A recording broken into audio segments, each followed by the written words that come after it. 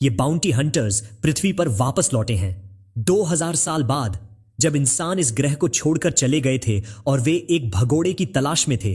Robert बताते हैं कि पृथ्वी कई सदियों से रहने लायक नहीं थी, लेकिन इसके बावजूद उन्हें यकीन था कि उन्होंने किसी इंसान के होने का पता लगाया है। वो गोरी लड़की कहती है कि उन्हें मास्क पहनने होंगे क्योंकि नीचे ऑक्सीजन का स्तर खतरनाक रूप से कम है। ग्रह पर उतरने के बाद अपनी तलाश शुरू करने के लिए कैप्टन सोचती है कि क्या वे सही जगह पर हैं। उनका असिस्टेंट उसे बताता है कि वे अभी तक वहां पहुंचे नहीं हैं।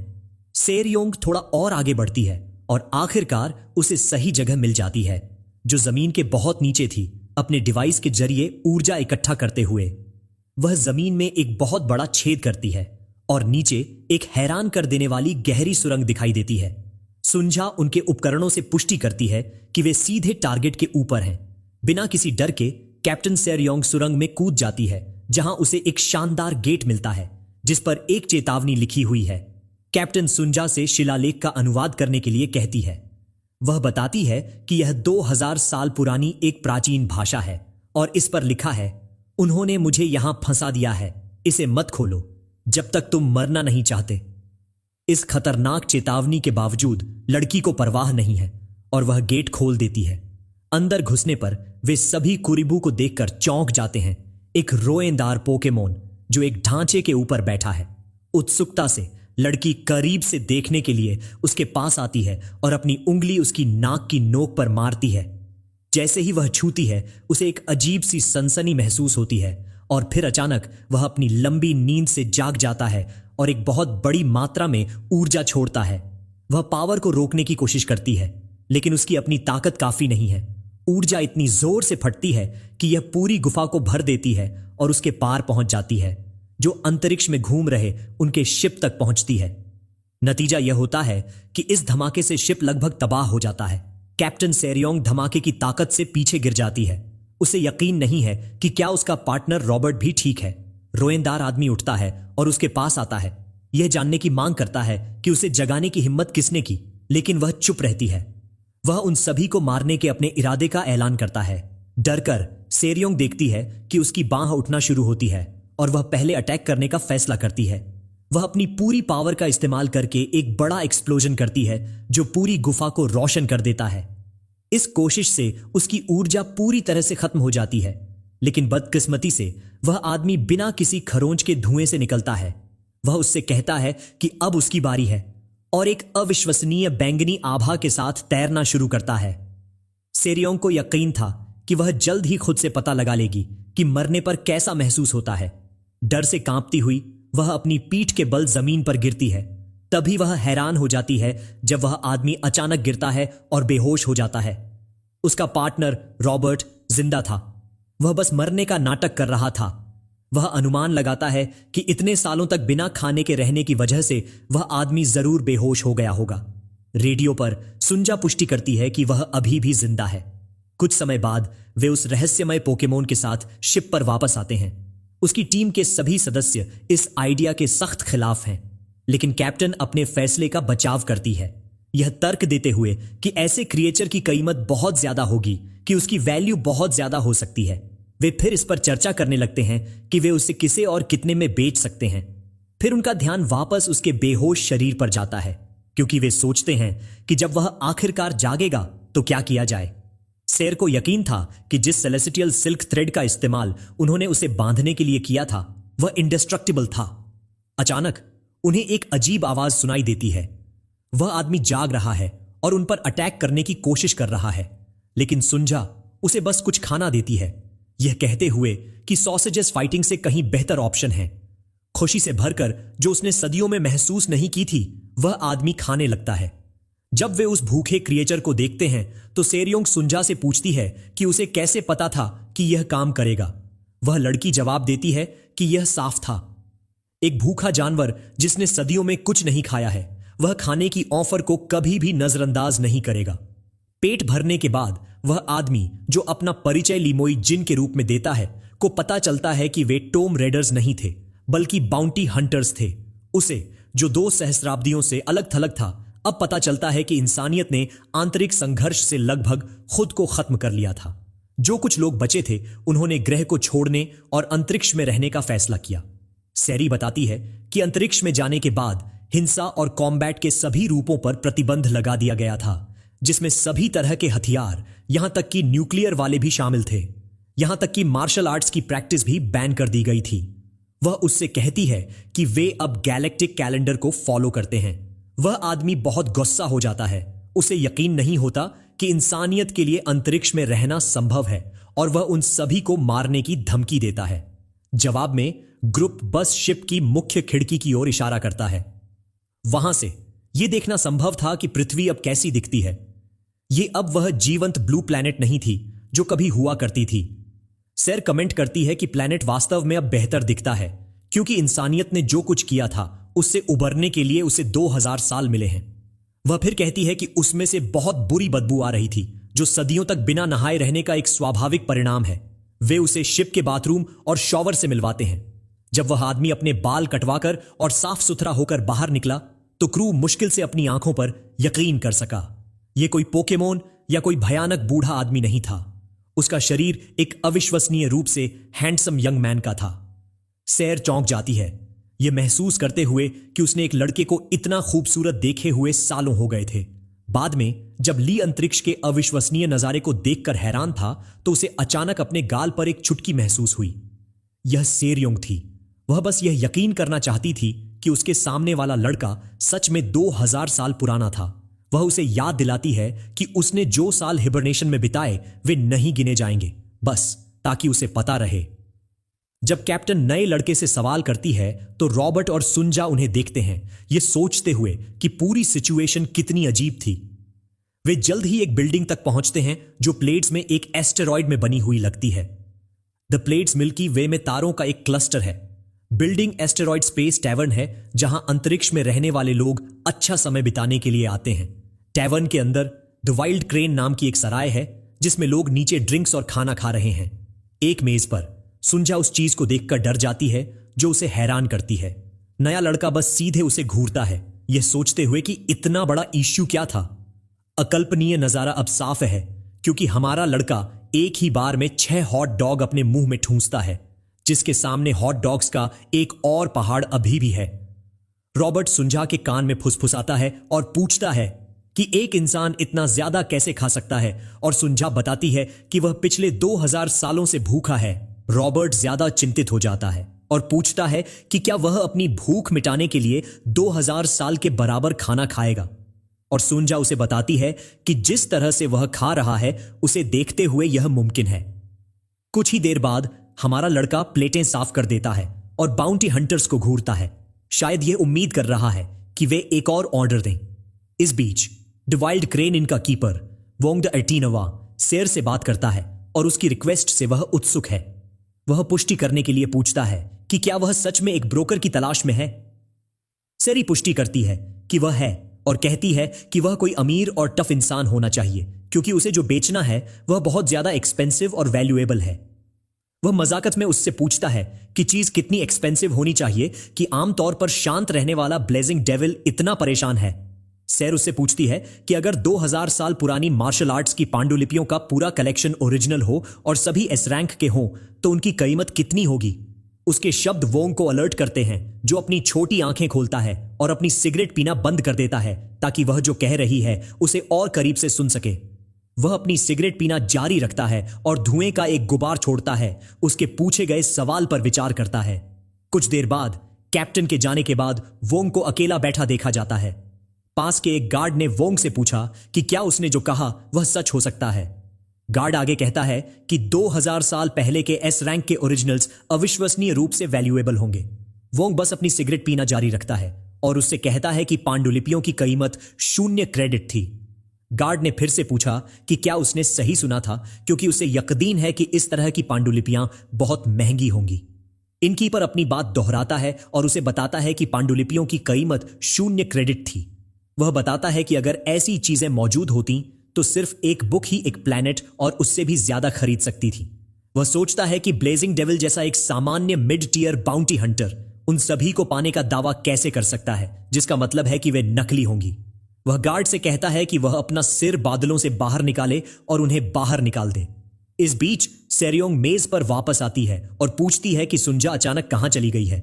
रॉबर्ट उसे बताता है कि वह कुछ और सप्लाईज लेने गई है और पूछता है कि इनकीपर से उसकी बात कैसी रही। सेरियोंग की आंखें चमक उठती हैं और वह कहती है कि उनकी बात अच्छी रही। वह यह भी बताती है कि वोंग ने वादा किया है कि जैसे ही उसे कोई खरीदार मिलेगा वह उनसे तुरंत कांटेक्ट करेगा। उसका ध्यान तुरंत उनके सामने किसी चीज पर जाता है। उनके सामने नया लड़का एक बेंच पर आराम करता है जिसके सामने एक दर्जन खाली प्लेटें पड़ी हैं, क्योंकि ऐसा लगता है कि उसने सारा खाना खा लिया है। कैप्टन रॉबर्ट से पूछती है कि यह पॉसिबल नहीं है कि उसने वह सारा खाना खा लिया हो, और उम्मीद करती है कि उसकी आंखें उसे धोखा दे रही हैं। रॉबर्ट बस उसे बताता है कि वे लकी हैं कि उसने खाना बंद कर दिया है। कैप्टन पछतावे में अपने सिर पर हाथ रखती है और रॉबर्ट से कहती है कि अगर उन्हें इससे पैसे नहीं मिल पाते तो वह कुछ और करती। जब वह बात कर रही होती है तो टैवर्न का दरवाजा फट जाता है। आवाज टैवर्न में मौजूद सभी लोगों का ध्यान खींचती है, जो पीछे मुड़कर देखते हैं कि उनके मेहमान कौन हैं। कुछ आदमी टैवर्न में घुसते हैं और वे ट्रबल जैसे दिखते हैं। सेरियोंग उनके आने से अलर्ट हो जाती है, क्योंकि ऐसा लगता है कि वह उन्हें पहचानती है। वह उन गंभीर दिखने वाले आदमियों को एक ग्रुप के रूप में पहचानती है जिसे हेवनली डेमन सेक्ट कहा जाता है। कितना अजीब है, डेमन और हेवन एक ही वर्ड में। उस स्क्वाड का लीडर जो टैवर्न में आया वह आसपास का स्कैन करना शुरू करता है और ऐसा लगता है कि वह किसी को ढूंढ रहा है।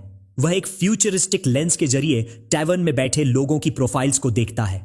इस बीच सेरियोंग पुष्टि करती है कि टैवर्न को स्कैन करने वाला कोई और नहीं बल्कि हेवनली डेमन सेक्ट के रेड वुल्फ स्क्वाड का लीडर संजन वू है। रॉबर्ट इस बात की पुष्टि करता है और बताता है कि red wolf platoon demon sect के इंस्पेक्टर्स हैं। वह पूछता है कि वे यहां क्यों हैं, तो सेरोंग उसे बताती है कि वे ट्रैकिंग में स्पेशलाइज्ड हैं, इसलिए वे किसी का पीछा कर रहे होंगे। वह उससे फुसफुसाकर कहती है कि उनसे आंखें न मिलाए ताकि उन्हें इरिटेट न करे। हमारा लड़का उन्हें बात करते हुए सुन लेता है और उनसे पूछता है कि क्या उन्होंने अभी अभी डेमन सेक्ट का जिक्र किया है। सेरी उससे बात करने के लिए मुड़ती है, यह सोचते हुए कि उसे सेक्ट में क्यों इंटरेस्ट है। नया लड़का, जिसके मुंह पर अभी भी हॉट डॉग के टुकड़े हैं, उनसे पूछता है कि क्या वे हेवनली डेमन सेक्ट का जिक्र कर रहे थे, और ऐसा लगता है कि वह उन्हें पहचानता है। कैप्टन उससे पूछती है कि जब वह हजारों सालों से सोया हुआ है तो वह हेवनली डेमन सेक्ट को कैसे जानता है। उसे एहसास होता है कि हेवनली डेमन सेक्ट उसके अपने टाइमलाइन में भी मौजूद होगा।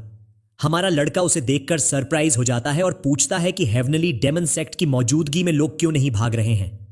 वह उनसे कहता है कि अगर वे सच में डेमन सेक्ट के मेंबर्स हैं तो लोगों को पैनिक में भाग जाना चाहिए। सेरियोंग उससे पूछती है कि वे क्यों भागेंगे। वह बताती है कि हेवनली डेमन सेक्ट में कुछ इश्यूज हैं, लेकिन वे अभी भी यूनिवर्स में सबसे प्रमुख अनऑर्थोडॉक्स और फेथ प्रैक्टिसिंग सेक्ट होने पर गर्व करते हैं, क्योंकि वे सच में बेस्ट हैं। नया लड़का उसे देखकर हैरान हो जाता है। वह सोचता है कि डेमन सेक्ट और अनऑर्थोडॉक्स शब्द का एक ही वाक्य में इस्तेमाल कैसे किया जा सकता है। अचानक वह सोचता है कि उसका सपना, जो हमेशा खाली और दूर का लगता था, सच में सच हो गया है। इस बीच संजीन भीड़ का इंस्पेक्शन करते समय किसी अजीब इंसान को नोटिस करता है और कंफर्म करने के लिए रुकता है। उसके पास बैठा एक कपल पीछे मुड़कर देखता है, यह सोचते हुए कि वह उन्हें क्यों देख रहा है।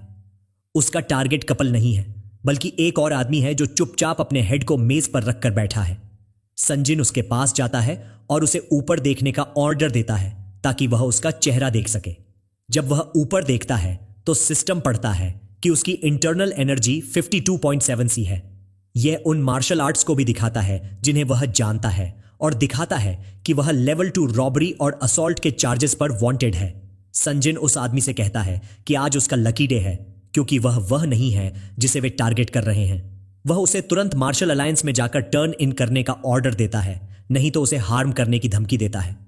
संजिन बीच में ही अपनी बात बंद कर देता है और उसकी आंखें चौड़ी हो जाती हैं, क्योंकि उसे कुछ अजीब महसूस होता है। एक हैंड उसके हेड पर आ गया है और संजिन खालीपन में सोचता है कि किसने उसके पास आने और अपने हैंड्स उसके हेड पर रखने की हिम्मत की। वह हमारा मार्शल आर्ट्स मास्टर निकलता है, जो संजिन के हेड को एक कैट की तरह स्ट्रोक करना शुरू करता है। हमारा लड़का बताता है कि वह कितना एडमिरल दिखता है, अभी भी उसके हेड को ऐसे पैट कर रहा है जैसे वह एक चाइल्ड हो। मार्शल आर्टिस्ट मास्टर संजिन से कहता है कि उसका सीमिंगली इम्पॉसिबल ड्रीम सच हो गया है। इस बीच टैवर्न में मौजूद लोग फ्रीज हो जाते हैं और उसे घूरते हैं, क्योंकि उन्होंने कभी किसी को डेमन सेक्ट के एक मेंबर के पास आने की भी हिम्मत करते हुए नहीं देखा। कुछ और लोग जो कार्ड्स खेल रहे हैं वे खेलना बंद कर देते हैं, यह महसूस करते हुए कि ऐसी एनकाउंटर से ट्रबल के सिवाय कुछ नहीं आ सकता। मार्शल आर्ट्स मास्टर उन्हें बताता है कि वे उसके ड्रीम को सच लाए हैं, उन्हें यंग वंस कहते हुए। वह हेवनली डेमन सेक्ट की तारीफ करना शुरू करता है और बताता है कि यह एडमिरेबल है कि उन्होंने यह मैनेज किया। वह आगे जाता है और संजिन के हेड को हक करता है, उसे उन सफरिंग्स के लिए कंफर्ट करता है जो यंग वंस को ऐसी स्टैचर अचीव करने के लिए सहनी पड़ी होंगी। यहां तक कि वह आदमी जिसे संजिन थ्रेटन कर रहा था, वह भी बिना कुछ बोले मार्शल आर्ट्स मास्टर को घूरता रहता है, ये सोचते हुए कि क्या चल रहा है। जब वह संजिन के हेड को हक करना जारी रखता है तो संजिन 1 इंच भी नहीं हिलता और पूछता है कि क्या नया लड़का इंटेलिजेंस इश्यूज वाला एक चाइल्ड है। रॉबर्ट संजिन को शांत करने की कोशिश करता है और उसे बताता है कि उनका दोस्त टेक्निकली मेंटली अनस्टेबल नहीं है, लेकिन उसमें कोई भी सोशल स्किल्स नहीं है। संजिन मार्शल मास्टर को एक चाइल्ड कहता है और उसे बताता है कि उसे पता होना चाहिए कि यह उसका भी लकी डे है, और अपने हैंड्स को अपने हेड के चारों ओर से हटाने की कोशिश करता है। वह उससे कहता है कि अगर उसने उसके शरीर से थोड़ी सी भी मार्शल आर्ट सेंस की होती तो वह उसे पीसेस में शटर कर देता। संजिन हमारे लड़के के हैंड्स को खुद से पुल करने की कोशिश करता है, लेकिन महसूस करता है कि यह उसके सोचे से ज्यादा हार्ड है और स्ट्रगल करना शुरू करता है। वह हैरान है कि वह उस किड का हैंड नहीं हटा सकता, चाहे वह कितनी भी एनर्जी का इस्तेमाल क्यों ना कर रहा हो। रॉबर्ट सोचता है कि रेड वुल्फ गैंग लीडर क्यों ग्रंट कर रहा है और सेरियोंग से पूछता है कि क्या कुछ गलत है, लेकिन वह उसे बताती है कि वह श्योर नहीं है। संजिन ज्यादा जोर से नए लड़के के हैंड को पील करने की कोशिश करता है, अपनी मार्शल आर्ट्स टेक्निक से ज्यादा स्ट्रेंथ का इस्तेमाल करता है, लेकिन यह वर्क नहीं करता तो वह कर्स करना शुरू करता है। संजयन अपनी इंटरनल एनर्जी ड्राइव का इस्तेमाल करने का फैसला करता है तो सिस्टम एक ब्लड वुल्फ आर्ट को मैक्सिमम ड्राइव रेट पर एक्टिवेट करता है। संजयन की आंखें पूरी तरह से वाइट हो जाती हैं और वह पूरी तरह से एक और मोड में एंटर हो जाता है। वह एक ग्रेट अमाउंट ऑफ पावर को रिलीज करने का मैनेज करता है और वह नए लड़के को डिस्प्लेस करता है और वह उस पर चिल्लाता है कि वह मेसिंग अराउंड बंद करे। वह जो एनर्जी रिलीज करता है वह इतनी स्ट्रांग है कि वह पूरे इनको इंसर्कल कर लेती है और सेवरल टेबल्स को नॉक अवे करती है। देखने वाले उसे हॉरर में देखते हैं, यह महसूस करते हुए कि अब गो डाउन होने वाला है, और भी लोग उसे यह जानने के लिए देखते रहते हैं कि आगे क्या होगा। उसके कुछ सबॉर्डिनेट्स पीछे से अपना मुंह खुला रखते हुए देखते हैं।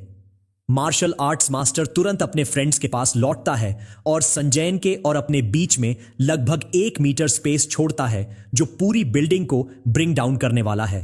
संजिन शांत होना शुरू करता है जब वह देखता है कि उसका दुश्मन अनस्केथड है और उसे नुकसान की एक्सटेंट का एहसास होता है जो उसने शॉप को पहुंचाया है। सेरियोंग रॉबर्ट को बताती है कि ऐसा लगता है कि रेड वुल्फ स्क्वाड लीडर हाल ही में अच्छे शेप में नहीं है और यह उसके नए लड़के के हैंड्स को रिमूव करने की इनएबिलिटी को एक्सप्लेन करेगा। इस बीच हमारा लड़का बस वहां खड़ा है और संजिन को ब्लैंकली देखता है। रेड वुल्फ स्क्वाड लीडर नए लड़के को स्कैन करना शुरू करता है और वह उससे पूछता है कि वह कौन है। वह सोचता है कि यह कैसे पॉसिबल है कि वह इतनी ज्यादा एनर्जी की रिलीज से टोटली अनअफेक्टेड है जब वह उसे इंस्टेंटली किल करने की प्लानिंग कर रहा था। चीजों को और वर्स बनाने के लिए सिस्टम स्कैन दिखाता है कि नए लड़के की इंटरनल एनर्जी या मार्शल आर्ट्स का कोई रिकॉर्ड नहीं है और उसे पता चलता है कि वह डेटाबेस में है ही नहीं। संजिन सोचता है कि एक प्योर नेचुरल बीइंग में 0 इंटरनल एनर्जी कैसे हो सकती है और फिर भी वह अलाइव है। जब वह सोच रहा है तो हमारा लड़का उसकी थिंकिंग में इंटरप्ट करता है और संजन को बताता है कि ब्लड वुल्फ डेमन आर्ट जो उसने अभी अभी इस्तेमाल किया है वह heavenly Demons body cultivation art में लोअर लेवल मार्शल आर्ट्स में से एक है, लेकिन वह इस फैक्ट की सराहना करता है कि सेक्ट इसे पास डाउन करने में एबल रहा है। वह रेड वुल्फ स्क्वाड लीडर को बताता है कि ओनली इश्यू यह है कि उसकी इंटरनल एनर्जी और क्यूई हार्मनी में नहीं है, क्योंकि ऐसा लगता है कि उसकी ट्रेनिंग मेथड फ्लॉड है। हमारा लड़का उसे यह बताकर कंफर्ट करने का फैसला करता है कि आज उसका लकी डे है, क्योंकि उसे पर्सनली उसे करेक्ट करने में हेल्प करने के लिए उससे मिलना हुआ है, जो लाइफ टाइम की एक अपॉर्चुनिटी है। संजिन बस उसकी बातों से ज्यादा इरिटेटेड हो जाता है और उसे एक ल्यूनेटिक कहता है। वह लिक्विड दिखने वाली फायर की एक स्ट्रीम बुलाता है और स्पॉट पर मार्शल आर्ट्स मास्टर को किल करने की कोशिश करता है। वह एक फायरी हैंड बुलाता है जिसे वह रेड वुल्फ डेमन क्लॉ का फर्स्ट फॉर्म बताता है।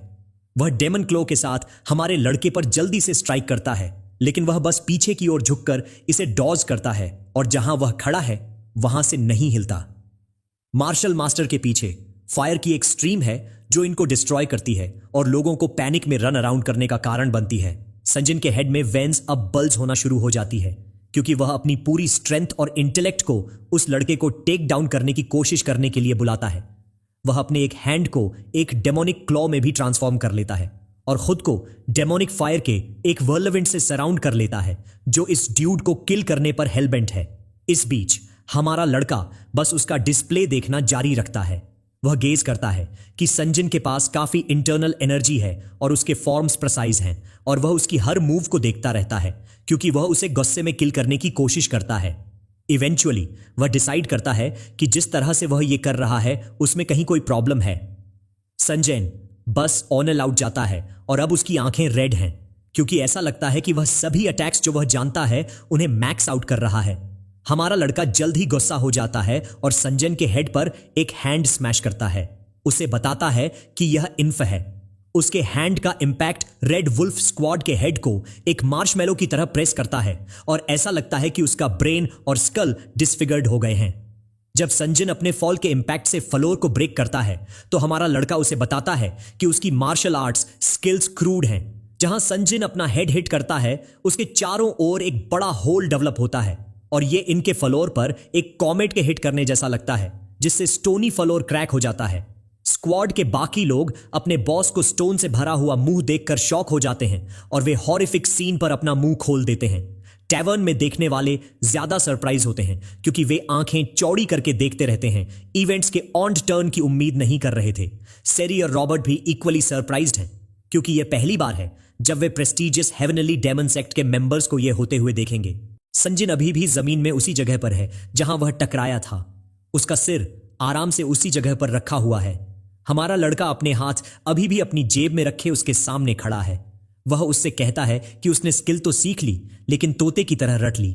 वह समझाता है कि असली मार्शल आर्ट सिर्फ स्किल्स की नकल करने के बारे में नहीं है बल्कि उन्हें ढालने और अपना बनाने के बारे में है। सुधार करने के बाद वह संजन से उठने और उस पर फिर से हमला करने के लिए कहता है अगर वह सुधार को समझ गया है।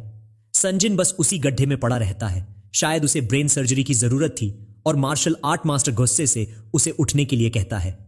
रेड वुल्फ स्क्वाड के बाकी सदस्य बस उसे बिना कुछ बोले घूरते रहते हैं, यह सोचते हुए कि क्या हुआ। आखिरकार वे परेशान हो जाते हैं और उससे पूछते हैं कि उसे उनके पलटन लीडर पर हमला करने की इतनी हिम्मत कहां से मिली। वे उसे एक छोटा सा बच्चा कहते हैं और मारने के इरादे से उसकी तरफ दौड़ते हैं। वे कई हथियारों और मार्शल आर्ट्स स्किल्स को एक्टिवेट करके उस पर छलांग लगाते हैं लेकिन M.C अपने हाथ जेब में रखे बस वहीं खड़ा रहता है। कुछ ही देर बाद हम हेवनली डेमन से के 32वें डिस्ट्रिक्ट में होते हैं। डेमन सेक्ट के सभी सदस्य जो बार में थे घायल दिख रहे हैं, अभी भी टैवर्न के अंदर हैं। उनके सिरों पर हाथों के निशान भी बने हुए हैं। डिस्ट्रिक्ट का कमांडर स्क्रीन से अविश्वास में देखता है और ऐसा लगता है कि उसे अपनी आंखों पर यकीन नहीं हो रहा है। इस बीच एक रोबोट संजन को स्कैन करता है जो बेहोश लग रहा है और उसकी पलकें खोलने की कोशिश करता है ताकि पुष्टि हो सके कि क्या वह अभी भी जिंदा है। उसके नाक और मुंह से खून बह रहा है और उसके कुछ दांत भी टूट गए हैं। संजन और क्रू के बाकी सदस्यों को स्ट्रेचर पर लाद दिया जाता है जबकि हेवनली डेमन सेक्ट के दूसरे सदस्य क्राइम सीन को पार करने से देखने वालों को रोकने के लिए उनके चारों ओर एक डू नॉट क्रॉस लाइन लगाते हैं। कमांडर जंगरेटो पूरी परेशानी को देखना जारी रखता है और वह कहता है कि यह अविश्वसनीय है। डिस्ट्रिक्ट का एक सीनियर एल्डर जो चुनरॉक उसे बताता है कि यह भाग्य की बात है कि उन्हें सिर्फ गंभीर चोटें लगी हैं और उनकी जान को खतरा नहीं है। योंग सोचता है कि जब वह बस बुरी तरह से पीटे गए आदमियों को देख रहा था जिन्हें सर्जरी की जरूरत होगी तो वह भाग्य की बात से क्या मतलब रखता था। वह बताता है कि सबसे बुरा हिस्सा यह है कि उन्हें एक सिर्फ अनजान स्ट्रेंजर ने मारा था। जब वह नए लड़के की तस्वीर देखता है तो वह शॉट में काफी इनोसेंट दिखता है लेकिन उन्हें पता नहीं होता है कि वह 2000 साल की नॉलेज और पावर ली हुए है। जंग फिर से जो से पूछता है कि क्या उनके सेक्ट के रेड वुल्फ पलटन को सच में एक स्ट्रेंजर ने इस हालत में पहुंचाया था। वह उससे पूछता है कि क्या यह अनजान स्ट्रेंजर सच में मार्शल अलायंस डेटाबेस में रजिस्टर्ड नहीं है और जो उसे बताता है कि वह नहीं है लेकिन उसके साथ ही रजिस्टर्ड थे, जो बताता है कि वे बाउंटी हंटर्स का एक ग्रुप हैं जिन्हें एस डेविल के नाम से जाना जाता है। वह कहता है कि वे मुख्य रूप से बी क्लास या उससे नीचे के छोटे मोटे क्रिमिनल्स को साफ करते हैं। वह जंग को बताता है कि उनका लीडर एक इंसान है जिसका नाम सारंग है, द ब्लेजिंग डेविल। इस बीच एस डेविल एयरक्राफ्ट में नया लड़का विनम्रता से मेज पर अपनी गर्दन के चारों ओर एक नैपकिन और एक चाकू और कांटा लिए बैठा है, खाने का इंतजार कर रहा है। वह सारंग और रॉबर्ट के सामने बैठा है जो बस उसे देखते हैं और यह पता लगाने की कोशिश करते हैं कि क्या कहें या पूछें। हेवनली डेमन डिस्ट्रिक्ट में Yang Sarang at the blazing devil के बारे में और जानने के लिए कहता है, जो उसे बताता है कि वह एक काफी जानी मानी बाउंटी हंटर है जो ऑर्थोडॉक्स और अनऑर्थोडॉक्स दुनिया के बीच जाती है। वह उसे बताता है कि उन्होंने इंसिडेंट के बाद वाइल्ड क्रेन को छोड़ दिया, लेकिन वह कहता है कि वे उन्हें ट्रैक कर सकते हैं। वह कमांडर से पूछता है कि क्या उन्हें उनका पीछा करने के लिए एक टीम भेजनी चाहिए। कमांडर यांग उसे परेशान न होने के लिए कहता है और बताता है कि वह व्यक्तिगत रूप से मामले को संभालेगा, जो बस उसे खालीपन में देखता है, यह सोचते हुए कि उसका क्या मतलब था। वह झुककर कमांडर को अपनी अगली कार्यवाही के बारे में सोचने के लिए छोड़ देता है। कमांडर पास के एक बटन को दबाता है और एक सहयोगी को कॉल करने का फैसला करता है। बटन दबाने के बाद सिस्टम बड़े स्क्रीन पर किसी से कॉल शुरू करना शुरू करता है। कमांडर कॉल के जाने का धैर्यपूर्वक इंतजार करता है। जल्द ही एक पादरी जैसा दिखने वाला आदमी जिसका नाम किम बॉम्ब है, जो ग्रीनवुड ग्रुप नामक एक ग्रुप का लीडर है, स्क्रीन पर दिखाई देता है और मुस्कुराता है। किम उससे कहता है कि काफी समय हो गया है और उसे ग्रीट करता है। वह कमांडर से पूछता है कि क्या उसके पास कोई रिक्वेस्ट है। यांग अपनी भौहें सिकोड़ता है, लेकिन कुछ समय तक कुछ नहीं कहता है। इस बीच सर यंग एयरक्राफ्ट की खिड़की से सितारों को देखती है और अपना सिर साफ करने की कोशिश करती है। 32वें हेवनली डेमन डिस्ट्रिक्ट में कमांडर ने किम को संदेश देना पूरा कर लिया है, जो पूछता है कि क्या वह चाहता है कि ग्रीनवुड ग्रुप इस इश्यू को संभाले। अंतरिक्ष में कहीं और एस ईविल एयरक्राफ्ट अंतरिक्ष से होकर गुजरता है। अंदर हमारा लड़का उस खाने का इंतजार करके थकने लगता है जो नहीं आ रहा है। उसके सामने सिरोंग और रॉबर्ट्स बस उसे देखते हैं, अभी भी एक शब्द भी नहीं कहते। वे सुनझा के हॉट डॉग्स को ग्रिल करना पूरा करने का इंतजार करते रहते हैं और वे अभी भी एक शब्द नहीं कहते हैं। रॉबर्ट कैप्टन के कान में फुसफुसाता है और उससे पूछता है कि क्या वह सच में उतना ही डरी हुई है जितना वह अब भी है। सेरियोंग उसे चिड़चिड़े भाव से देखती है और उससे पूछती है कि वह क्या बात कर रहा है। वह उसे याद दिलाता है कि उसने भी उसे अपनी आंखों से देखा था। वह उसे याद दिलाता है कि संजिन युआ और रेड वुल्फ पलटन सभी ए रैंक मार्शल आर्टिस्ट हैं और उसने बस अपने हाथों से एक ही ब्लो से उन्हें थप्पड़ मारा था। जाहिर तौर पर उसके हाथ के एक ही ब्लो ने संजिन के सभी सबॉर्डिनेट्स को मारा और उनके दांत इधर उधर उड़ते हुए उन्हें पीछे भेज दिया। रॉबर्ट उन्हें बग्स की तरह उड़ते हुए देखने को याद करता है और एक लड़के को याद करता है जो एक पिलर में स्मैश करता है। सैर बस उसे देखती है और कुछ नहीं कहती है। वह बाद में कहती है कि अगर वह उनसे सीरियसली लड़ती तो वह भी उन लोगों को ले सकती थी, क्योंकि वे अपने रैंक का सबसे लोएस्ट लेवल हैं, भले ही वे ए रैंक के हों। रॉबर्ट बस ये कबूल करता है कि वह दूसरी तरफ अगर उसने अपनी जान को दांव पर लगाया होता तो वह उन्हें थोड़ा सा ही स्क्रैच कर पाता। वह उसे याद दिलाता है कि मार्शल आर्ट्स मास्टर ने उन्हें बस मक्खियों की तरह मार दिया और उसे इसमें बिल्कुल भी स्ट्रगल नहीं करना पड़ा।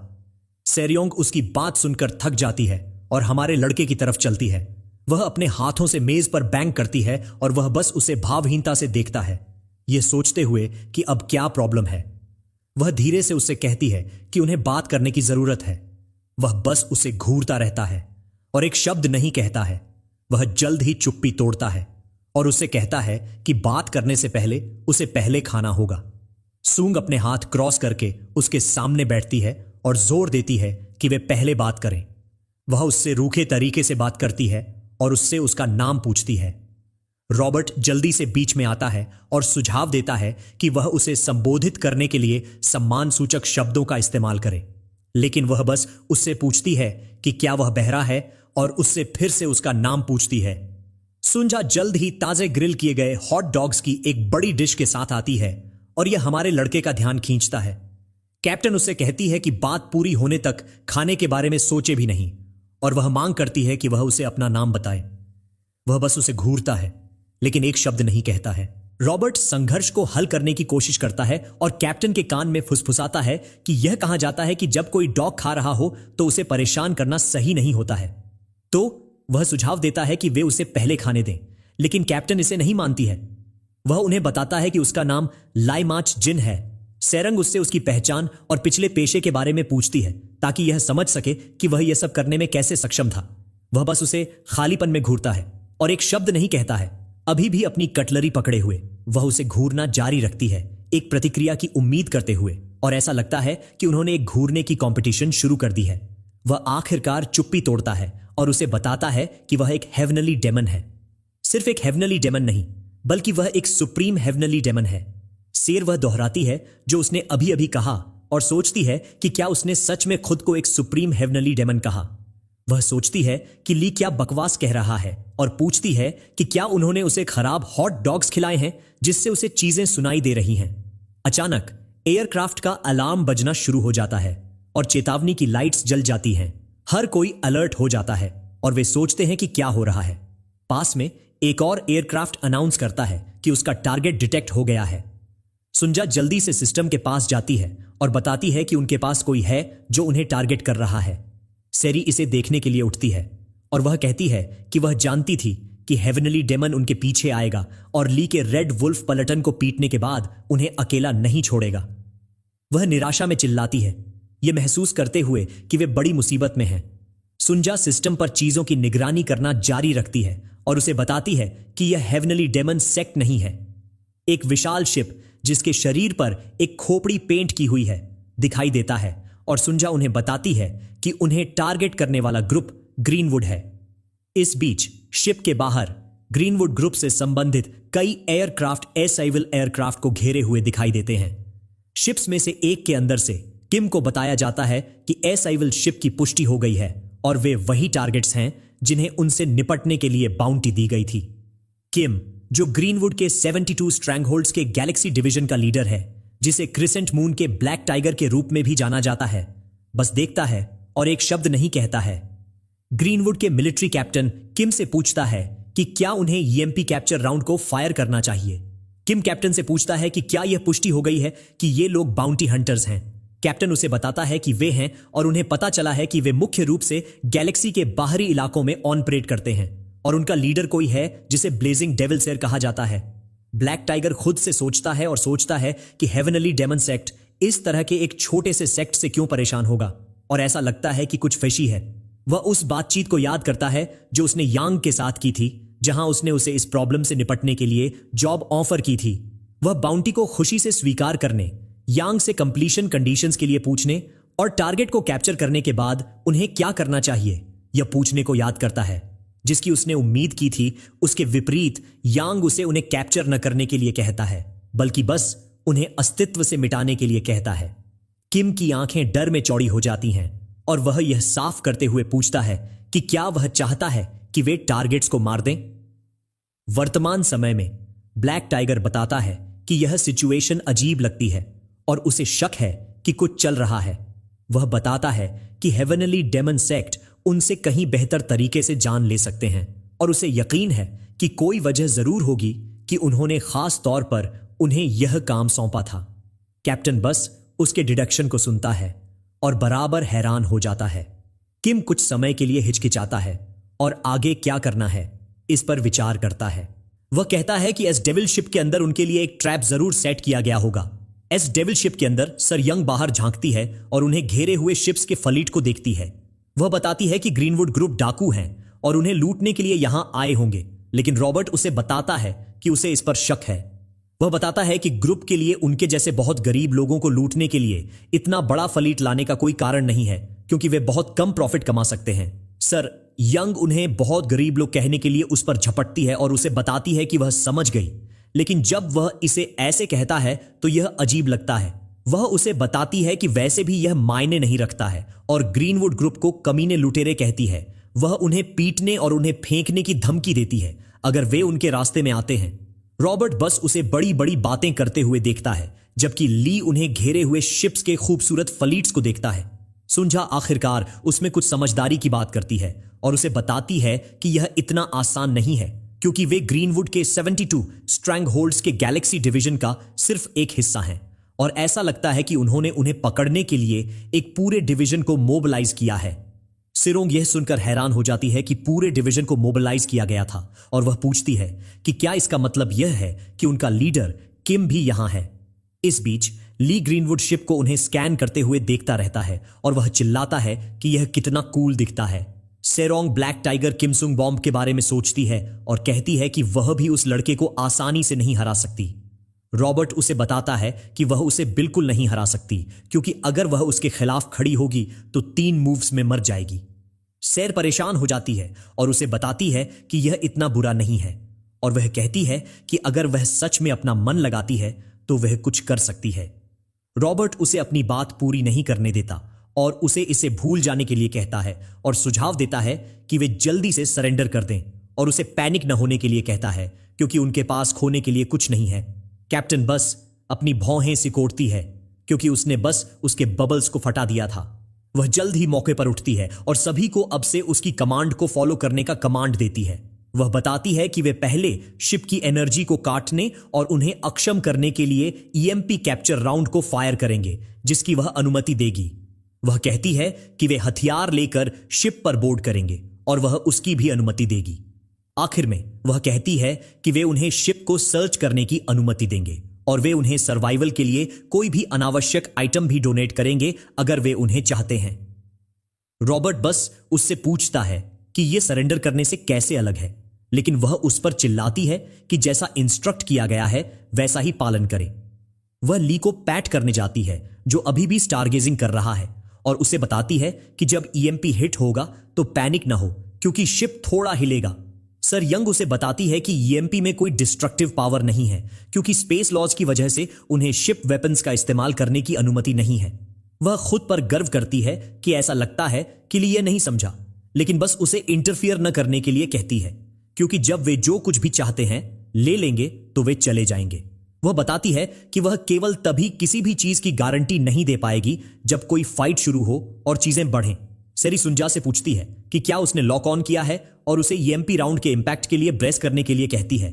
सुंजा अचानक चिल्लाती है और उन्हें बताती है कि यह ईएमपी राउंड नहीं है बल्कि एक फोटोन कैनन है और सिस्टम एक डेंजर अलर्ट देना शुरू करता है। अब यह सेरी को चौंका देता है जो बस सरप्राइज में मुड़ जाती है। सुंजा उसे बताती है कि वे एक शिप को तबाह करने वाले फोटोन कैनन का इस्तेमाल कर रहे हैं जिसका मतलब है कि वे उन्हें मारने की कोशिश कर रहे हैं। सेयर हाई अलर्ट पर जाती है और कहती है कि यह क्रेजी है। इस बीच ग्रीनवुड शिप पर कैप्टन किम को बताता है कि वे जो कर रहे हैं वह स्पेस रेगुलेशंस का उल्लंघन करता है और इससे उन्हें बाद में ट्रबल हो सकती है। वह सुझाव देता है कि टारगेट को कैप्चर करना और उन्हें चुपचाप डिस्पोज करना उनके लिए बेहतर होगा। डिवीजन लीडर उसे बताता है कि वे ऐसा नहीं कर सकते क्योंकि उसे एक बुरा फीलिंग हो रही है। वह उनसे बस शिप को धूल में उड़ाने और मामलों को कॉम्प्लिकेट करने के लिए कहता है क्योंकि वे सारी रिस्पॉन्सिबिलिटी क्लाइंट पर डाल सकते हैं जो हेवनली डेमन सेक्ट है। किम ऑर्डर देता है कि तैयार होने पर कैनन को फायर किया जाए। इस बीच एस डेविल शिप के अंदर टेंशन बढ़ती है। सेरी सुंजा से पूछती है कि क्या वे शिप को किसी और लोकेशन पर वॉर्प कर सकते हैं, लेकिन सुंजा उसे बताती है कि वे नहीं कर सकते क्योंकि वे चारों ओर से घिरे हुए हैं। सेरी पूछती है कि क्या वे शील्ड्स का इस्तेमाल कर सकते हैं, लेकिन सुंजा उसे बताती है कि वे काम नहीं करेंगे क्योंकि उन्होंने अपने रहने के खर्चों के लिए शिप के कुछ पार्ट्स बेच दिए हैं। कैप्टन के चेहरे पर डर आ जाता है क्योंकि वह क्या करना है इसे लेकर कंफ्यूज हो जाती है। कुछ देर पहले उसने सब कुछ फिगर आउट कर लिया था, अब वे टुकड़े टुकड़े होने वाले हैं। ग्रीनवुड शिप में कैप्टन डिवीजन लीडर को बताता है कि फोटोन कैनन पूरी तरह से चार्ज हो गया है। किम फोटोन कैनन को फायर करने का ऑर्डर देता है। कैनन एक्टिवेट हो जाता है और वे एस डेविल बाउंटी हंटर्स पर फायर करते हैं जो बस अस्तित्व से मिटाए जाने का इंतजार कर रहे हैं। सिरोंग, सुंजा और बस देखते हैं कि उनकी मौत आ रही है। रॉबर्ट अपनी पूरी ताकत से चीखता है और ली बस देखता रहता है, अभी भी इस सब के बारे में बेखबर दिख रहा है। फोटोन कैनेट के टारगेट पर हिट होने के बाद एक एक्सप्लोजन होता है और ऐसा लगता है कि हमारे प्यारे बाउंटी हंटर्स का एंड हो गया है। किम अपने शिप से एक्सप्लोजन को उनके चारों ओर स्पेस में फैलते हुए देखता है। एक्सप्लोजन इतना ब्राइट है कि उसकी लाइट उस शिप तक पहुंचती है जिसमें वह है। अचानक उसकी आंखें चौड़ी हो जाती हैं जब कुछ अजीब उसका ध्यान खींचता है। एक्सप्लोजन की आग बुझने के बाद एस डेविल शिप पूरी तरह से इंटैक्ट और बेअसर लगता है शिप खतरनाक आग के हमले के बावजूद उड़ता है और ऐसा लगता है कि अटैक ने उन्हें बिल्कुल भी हिट नहीं किया है। एस डेविल शिप के सामने एक बड़ा गोल शिप दिखाई देता है जिसने फोटोन कैनन के इंपैक्ट को लिया है। बड़ा शिप अटैक को ब्लॉक करने के लिए सही समय पर एस डेविल शिप के सामने आया और इसने ग्रीनवुड्स से उसे पूरी तरह से शील्ड कर लिया। एक महिला जो सफेद आर्मर पहने हुए है और एक सफेद स्पीयर पकड़े हुए है नए शिप के ऊपर दिखाई देती है। सेरी, जो अपनी जान के लिए सुंजा को पकड़े हुए थी, पूछती है कि वह क्या है। किम के चेहरे पर डर आ जाता है क्योंकि वह महिला को 8 फुट फाइटिंग घोस्ट एलेना के रूप में पहचानता है। एलेना बस अपने स्पीयर को अपने पीछे रखे खड़ी रहती है और सीधे ग्रीनवुड फ्लीट को घूरती है। एस डेविल शिप के अंदर ली बाहर घूरता है। जो हो रहा है उसे देखकर शॉक हो जाता है। उसके बगल में रॉबर्ट और सैर खिड़की से चिपके हुए हैं, यह जानने के लिए उत्सुक हैं कि वे अभी भी कैसे जिंदा हैं। इस बीच एलेना अभी भी उनकी तरफ पीठ करके खड़ी है और ग्रीनवुड फ्लीट का सामना करती है, उनसे कोई और अटैक रोकने के लिए देख रही है। यह एक महिला और उसका शिप लगभग 1 दर्जन शिप्स के खिलाफ है, लेकिन कोई भी उस पर अटैक करने के लिए कुछ नहीं कर रहा है। किम परेशान हो जाता है और वह सोचता है कि एलेना यहां क्यों दिखाई दी। एलेना बस सीधे उसे देखती है और उसे अपनी अगली मूव करने का इंतजार करती है। ग्रीनवुड शिप के अंदर कैप्टन किम को बताता है कि एलेना एक टेराफॉर्मेशन ग्रेड शील्ड का इस्तेमाल कर रही है और अगर वे फोटोन कैनेट आउटपुट को मैक्स आउट करते हैं तो वे इसे पेनिट्रेट कर सकते हैं और पूछता है कि क्या उन्हें रिचार्ज करना चाहिए। किम उसे बताता है कि एक कॉकरोच से निपटने के लिए स्पेस वॉर शुरू करने की कोई जरूरत नहीं है। वह उसे बताता है कि उनका दुश्मन कोई ऐसा इंसान नहीं है जिसे इतनी आसानी से हैंडल किया जा सके। तो वे ऑर्डर करता है कि वे टेलीपोर्टेशन सेट करें ताकि वह उससे बात करने जा सके। जब वे टेलीपोर्टेशन डिवाइस तैयार करते हैं तो वह सोचता है कि यह मॉन्स्टर अचानक यहां क्यों आ गया। इस बीच रॉबर्ट दूसरों को बताता है कि 8 फुट फाइटिंग घोस्ट एलेना एक एस क्लास बाउंटी हंटर है जो इतनी अनप्रेडिक्टेबल है कि ज्यादातर सेक्ट के लीडर भी उससे बचते हैं। वह सोचता है कि वह यहां क्यों है और सैर सहमत है कि वह नहीं जानती, लेकिन ऐसा लगता है कि उसने उनकी जान बचा ली है। वह बताती है कि अगर एलेना ने फोटोन कैनन को ब्लॉक नहीं किया होता तो वे अब तक एटोमाइज्ड हो गए होते। जल्द ही किम एलेना के शिप पर टेलीपोर्ट हो जाता है ताकि उससे एक सभ्य चर्चा कर सके। वह उसे बहन एलेना कहता है और उससे कहता है कि उन्हें मिले हुए काफी समय हो गया है, लेकिन एलेना एक भी शब्द नहीं कहती है। वह उसे खालीपन में देखती है और चुप रहती है, शायद यह सोच रही है कि वे पहले कहां मिले थे। किम यह कहकर बात जारी रखता है कि क्या वह उसे नहीं भूली है।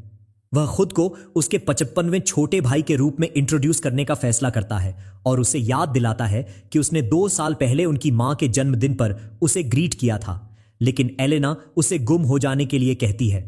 उसके शब्द किम को चुभते हैं, जो बस बात करने की कोशिश कर रहा है, लेकिन वह ओवर रिएक्ट नहीं करने का फैसला करता है। वह खुद को ग्रीनवुड के 72 स्ट्रैंग होल्ड्स के गैलेक्सी डिवीजन के लीडर के रूप में फॉर्मली इंट्रोड्यूस करता है और उसके भाई के रूप में नहीं, ताकि यह साफ हो जाए कि वह यहां खेलने नहीं आया है। किम उससे कहता है कि उसे गुम हो जाने के लिए कहना पूरे ग्रीनवुड को गुम हो जाने के लिए कहने जैसा है और वह इसे स्वीकार नहीं कर सकता।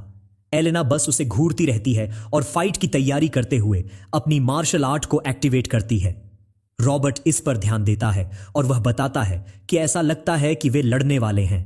सर यंग बताती है कि यह आसान नहीं होगा, यहां तक कि ग्रीनवुड के लिए भी नहीं, क्योंकि एलेना को आसानी से छुआ नहीं जा सकता। वह आगे कहती है कि सिर्फ एलेना से निपटना टफ है, लेकिन अगर उसकी मां लायनेस भी पीछे से कूद जाती है तो यह आसानी से और भी बदतर हो सकता है।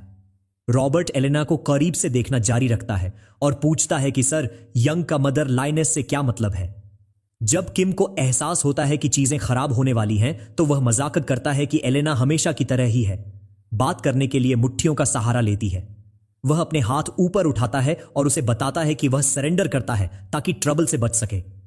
वह उसे रिलैक्स करने के लिए कहता है क्योंकि वह लड़ना नहीं चाहता, लेकिन एलेना अभी भी अपने मार्शल फॉर्म में बनी रहती है। किम खुद से सोचता है कि एक फाइट एक बड़ा लॉस है, खासकर इस तरह के बेकार काम के लिए। वह सुझाव देता है कि वे इसे शांतिपूर्वक सुलझाएं और कहता है कि वह उसके इंटरवेंशन का कारण जानना चाहेगा। ब्लैक टाइगर एलेना से पूछता है कि क्या एस डेविल बाउंटी हंटर्स उसके टारगेट्स हैं और कहता है कि अगर यह उनके साथ ओवरलैप करता है तो वे हार मान लेंगे। एलेना बस मुड़ जाती है और एस डेविल शिप की तरफ चलती है। किम को एक और बार गुम हो जाने के लिए कहती है। किम अपनी भौहें सिकोड़ता है। ये महसूस करते हुए कि एलेना से तर्क करने की कोशिश करना बेकार है। वह सोचना जारी रखता है कि वह अचानक ऐसी बेकार चीजों के लिए क्यों दिखाई दी।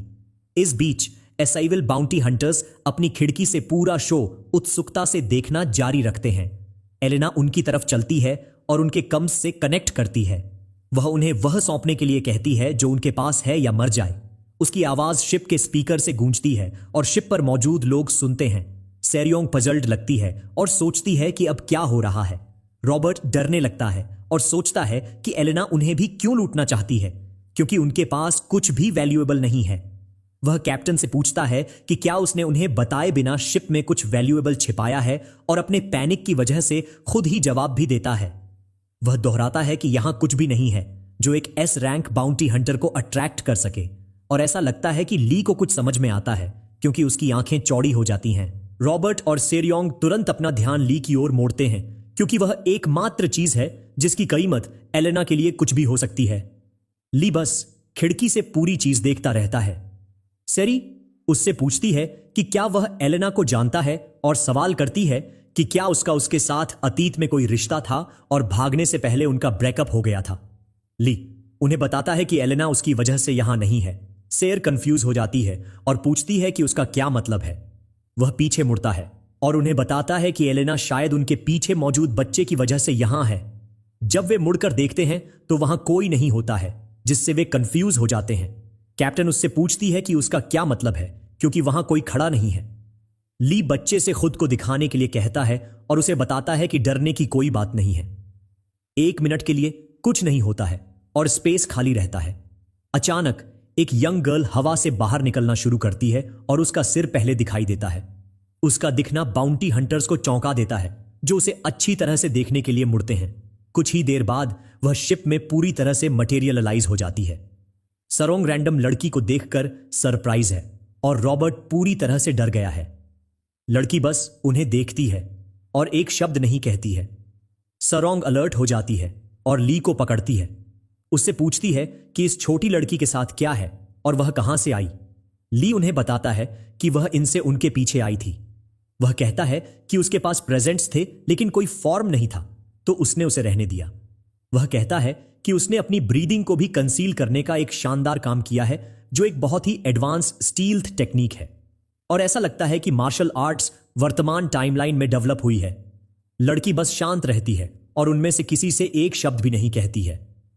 सुंझा उसे बताती है कि लड़की स्टील्थ टेक्निक का इस्तेमाल नहीं कर रही है, बल्कि एक स्टील्थ रिंग पहने हुए है जिसने उसे खुद को ढंकने की अनुमति दी थी। सुंझा बताती है कि स्टील्थ रिंग क्वांटम टेक्नोलॉजी है और सच में एक्सपेंसिव सामान है। कैप्टन कहती है कि उसे परवाह नहीं है कि यह एक्सपेंसिव है या नहीं, और लड़की की तरफ चलती है। यह जानने की मांग करती है कि वह कौन है और उसके इरादे क्या हैं। सेर उसके ऊपर झुकती है जबकि लड़की उसकी तरफ देखती है, और वह यह जानने की मांग करती है कि वह उनके शिप में क्यों घुसी। यंग गर्ल अपना परिचय युंग हुआ रेन के रूप में देती है और काफी डरी हुई लगती है। कैप्टन बीच में टोकती है कि उसने उसका नाम नहीं पूछा था, और यह जानने की मांग करती है कि क्या बाहर के लोग उसके पीछे हैं और क्या वह उनका टारगेट है। हुआ रिन, जो लगभग आंसू में है, उसे बताती है कि वे शायद उसके पीछे हैं। इस बीच एलेना बस बाहर खड़ी रहती है और उनकी प्रतिक्रिया का इंतजार करती है। हुईन उन्हें बताती है कि जब तक वह जिंदा है वे उसके पीछे आना बंद नहीं करेंगे। रॉबर्ट अचानक अपना दिमाग खो देता है जब उसे एहसास होता है कि लड़की ने कहा कि उसका नाम हुईन है, जो कैप्टन को चौंका देता है।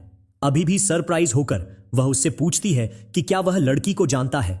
वह एक छोटी फैन गर्ल की तरह एक्ट करना शुरू करता है और कहता है कि यह असंभव है कि वह उसे नहीं पहचानेगा, क्योंकि वह द पेरानोसियन नामक एक बैंड की मेन वोकलिस्ट है। सेरी उसे सरप्राइज में देखती है और उससे पूछती है कि पेरानोसियन कौन है, क्योंकि उसने उनके बारे में कभी नहीं सुना है। पता चलता है कि वे उतने पॉपुलर नहीं हैं जितना रॉबर्ट ने सोचा था। वह चिल्लाता है कि पेरानोसियन गैलेक्सी का टॉप रूकी आइडल ड्यूओ है, और वह उसे डायनामाइट डुडाडो नामक एक गाने की याद दिलाने की कोशिश करता है। गाना इतना अजीब लगता है कि यह साफ है कि सेरोंग इसे क्यों नहीं जानेगी। रॉबर्ट बताता है कि वह आइडल ग्रुप की मेन वोकलिस्ट है जिसने वह हिट गाना गाया था। वह कैप्टन को याद दिलाता है कि वह हर बार गाना चलाता है और वह हमेशा उस पर डांस करती है। वह जल्दी से उस पर गूगल सर्च करता है ताकि पुष्टि हो सके, और वह देखता है कि वह लड़की सच में उसकी आइडल है और वह कमेंट करता है कि वह पर्सन में और भी ज्यादा खूबसूरत है। मुझे आश्चर्य है कि क्या रॉबर्ट को लॉकअप किए जाने के खिलाफ स्पेस लॉज हैं। वह अपने फोन पर हुइन की एक खूबसूरत तस्वीर देखता है और कहता है कि वह माउंट हुआ नामक जगह से है जहां से वह है। वह एक क्रीप की तरह उसकी प्रोफाइल को लिस्ट करना शुरू करता है और कहता है कि वह सोल्डी 47 4 किलो की है। उसका ब्लड टाइप ABFSP है और उसे बिल्लियों से एलर्जी है। एलेना अधीर हो जाती है और वह कम्स के जरिए उन्हें बताती है कि यह उनकी आखिरी चेतावनी है और उनके पास वह सौंपने के लिए 10 मिनट हैं जो उनके पास है। एलेना उन्हें दोहराती है कि वे या तो उसे सौंप सकते हैं या वह उन सभी को मार देगी। उसकी आवाज हर किसी का ध्यान खींचती है और वे जो कुछ भी कर रहे हैं उसे रोकते हैं और याद करते हैं कि वे सचमुच गन पॉइंट पर हैं। रॉबर्ट मिस हुआ से पूछता है क्योंकि वह उसे बुलाता है कि ये सभी लोग उसके पीछे क्यों हैं, और ऐसा लगता है कि वह रोने वाला है क्योंकि वे उसकी आइडल को दूर ले जाने वाले हैं। सैर चुप रहती है क्योंकि उसे एहसास होता है कि उन्हें जो असहज फैसला लेना है। वह रॉबर्ट से कहती है कि इससे कोई फर्क नहीं पड़ता क्योंकि उन्हें लड़की को वैसे भी सरेंडर करना होगा। सर यंग लड़की से कहती है कि यह साफ है वह एक बिन बुलाया मेहमान है जिसका उनसे कोई लेना देना नहीं है क्योंकि वह उनके शिप में घुस गई थी।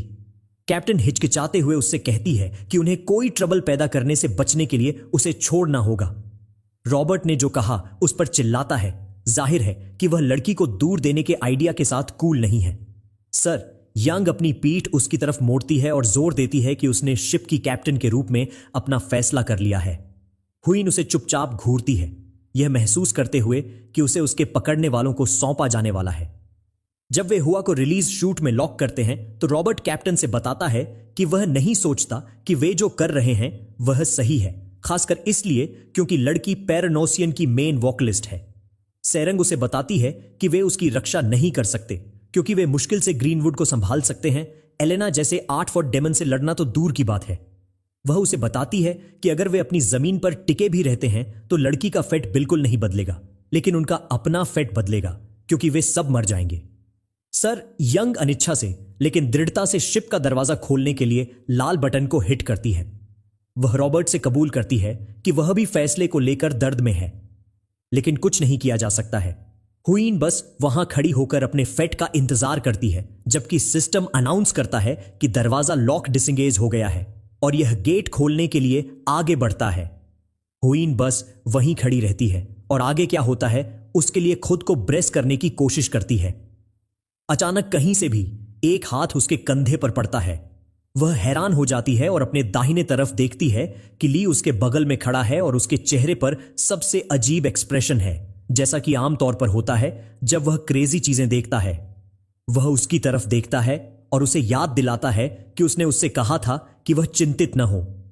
वह बस उसे शौक में देखती है, हैरान है कि जब वे एक मॉन्स्टर के सामने हैं तो वह उसके पीछे जाएगा। सैरोंग ग्लास से देखती है और ली को हुइन के साथ देखती है और वह अपना दिमाग खो देती है, यह सोचते हुए कि वह कैसे और कब वहां पहुंचा। रॉबर्ट भी यह देखकर इक्वली सरप्राइज्ड है कि ली उसके साथ चला गया था। सेर जल्दी से गेट बंद करने के लिए दौड़ती है, यह सोचते हुए कि ली कितना क्रेजी हो सकता है। रॉबर्ट उसे बताता है कि उन्हें इंतजार करना चाहिए कि क्या होता है क्योंकि ली काफी स्ट्रांग है और शायद वह एलेना को भी हरा दे। सेरियोंग उससे पूछती है कि क्या वह क्रेजी है और उसे याद दिलाती है कि बाहर स्पेस है और ली के पास स्पेस शील्ड नहीं है और वह सांस नहीं ले पाएगा।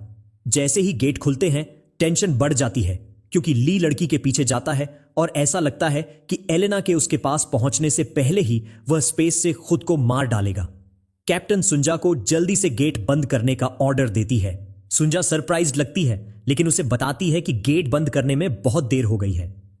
सेर यह सुनकर शॉक हो जाती है कि ऐसा करने में बहुत देर हो गई है तो वह खिड़की से देखने जाती है। खिड़की से वह नोटिस करती है कि ली और हुइन शिप से बाहर निकल गए हैं और स्पेस में चले गए हैं। सेर के चेहरे पर डर आ जाता है क्योंकि वह सोचती है कि ली कितना पागल नटकेस है। जब वह खिड़की से देखती है तो वह सरप्राइज्ड रहती है कि वह सच में बाहर चला गया था। इस बीच ली और हुआ रिंड शिप के ठीक बाहर तैरते हैं और एलेना के शिप की तरफ बढ़ते हैं। हुइन अपनी पकड़ को टाइट करती है और आगे क्या होता है उसके लिए ब्रेस करने की कोशिश करती है जब वे एलेना के शिप पर पहुंचते हैं और ली अभी भी अपना हाथ उसके कंधे पर रखे हुए है। वह पीछे मुड़कर ली को देखती है और उसका पीछा करने के लिए उसे थैंक्स कहती है। वह उसे बताती है कि उनके अपोनेंट्स सच में स्ट्रांग मार्शल आर्टिस्ट हैं और उसे केयरफुल रहने की जरूरत है। जब वह मुड़ती है तो वह ली की ब्लड शॉट आंखों और भावहीन नजर से सरप्राइज हो जाती है, जिसका मतलब है कि वह सांस नहीं ले पा रहा है। वह खांसना शुरू करता है क्योंकि वह थोड़ी सी बची हुई ऑक्सीजन को रोकने की कोशिश करता है और हुइन बस उसे घूरती है। वह चिंतित हो जाती है और सोचती है कि उसे क्या हुआ है। वह उससे पूछती है कि वह ऐसा क्यों है और उसे बताती है कि उसे यह न बताए कि उसके पास शील्ड नहीं है। ली खांसना शुरू करता है और वह शिप पर वापस जाने की कोशिश करते हुए अपने हाथों को इधर उधर फेंकना शुरू करता है, लेकिन यह काम नहीं करता है। हुआइन उसे सरप्राइज में देखती है क्योंकि उसे एहसास होता है कि उसके पास सच में शील्ड नहीं है और ऐसा लगता है कि उसका सेवियर मरने वाला है। ली शिप पर वापस जाने के लिए संघर्ष करता रहता है, लेकिन यह काम नहीं करता है और हुआ बस वहां खड़ी रहती है, उसे हेल्प करने के लिए क्या करना है इसी लेकर अनश्योर है। इस बीच एलेना उन दोनों को अपने शिप से देखती है। किम और एलेना शॉक में देखते हैं, यह सोचते हुए कि क्या हो रहा है। कोई अचानक ली पर चिल्लाता है कि बाहर 300 डीजी है और प्रेशर 10 सेकंड के अंदर उसके इंटरनल ऑर्गन्स को फाड़ देगा, यह पूछते हुए कि वह पहले बिना शील्ड के वहां क्यों जाएगा। यह साफ है कि हमारे लड़के को स्पेस के रूल्स के बारे में कुछ नहीं पता है। ली खांसना जारी रखता है और उसका चेहरा बैंगनी हो जाता है क्योंकि वह शिप पर वापस जाने की कोशिश करते हुए अपने हाथों को जोर से हिलाता है। वह सच में बैंगनी और सूजा हुआ हो जाता है और खांसना जारी रखता है। उसकी आंखें लाल और सूजी हुई हो जाती हैं और ऐसा लगता है कि वे अपनी सॉकेट से बाहर निकलने वाली हैं। उसकी पलकें अचानक बंद होने लगती हैं और ऐसा लगता है कि वह अपनी सारी ऑक्सीजन खोने के बाद बेहोश हो गया है। अचानक जो कोई भी उससे पहले बात कर रहा था वह अपने हाथों को उसके बैंगनी चेहरे के चारों ओर रखता है। वह सेरयोंग निकलती है जो उसकी जान बचाने की कोशिश करने के लिए शिप से बाहर आई थी। वह उसके चेहरे पर एक नैनो शील्ड रखती है और उसे स्पेस में सांस लेने देने के लिए उसे एक्टिवेट करती है। जब वह नहीं हिलता है तो वह उस पर चिल्लाती रहती है कि वह उठे और सांस ले। जब वह अभी भी जवाब नहीं देता है तो वह डर जाती है और उससे पूछती है कि वह क्या कर रहा है और वह क्यों जवाब नहीं दे रहा है। अचानक ली अपनी आंखें खोलता है और सीधे उसे घूरता है। वह उसे छोड़ देती है और राहत की सांस लेती है कि वह जिंदा है। वह उसे बताती है कि उसने सोचा था कि वह मर गया था और मजाक में उसे एक हरामी कहती है। वह उसे बताता है कि वह बिना किसी वजह के चिंतित है क्योंकि वह स्वर्ग और पृथ्वी का सुप्रीम बीइंग है और इस दुनिया में कुछ भी नहीं है जो उसकी जान को थ्रेटन कर सकता है। सिरोंग बस उसे देखती है, शॉक में। यह वह थैंक यू नहीं था जिसकी वह उम्मीद कर रही थी।